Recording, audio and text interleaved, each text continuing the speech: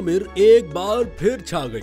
Motorcycle, dance और कराची की सड़कें, हानिया ने शहर कायद के मौसम को खूब एंजॉय किया। अदाकारा ने हाल ही में इंस्टाग्राम पर एक ऐसी वीडियो शेयर की जिसमें वो न सिर्फ मोटरसाइकिल की सवारी एंजॉय कर रही हैं, बल्कि साथ ही हल्के फुल्के डांस मूव से लुत्फानंदोज हो रही हैं। डांस की वीडियो सोशल मीडिया पर वायरल हो गई है। ये वीडियो हानिया ने खुद अपने इंस्टाग्राम अकाउंट पर शेयर की, जिसमें वो दोस्तों के साथ मौज मस्ती करती और खिलखिलाती दिखाई देती हैं। वीडियो के साथ साथ उन्होंने कुछ तस्वीर भी पोस्ट की जिनमें घुड़सवारी से लेकर मुख्तलिफ तफरीही लम्हात को कैद किया गया है। दिलचस्प बात यह है कि हालिया दिनों हानिया आसिम अजहर के कॉन्सर्ट में शिरकत के बायस भी खबरों की जीनत बनी रही, जिस पर मद्दाहों ने खूब चहमगोइयां की थी।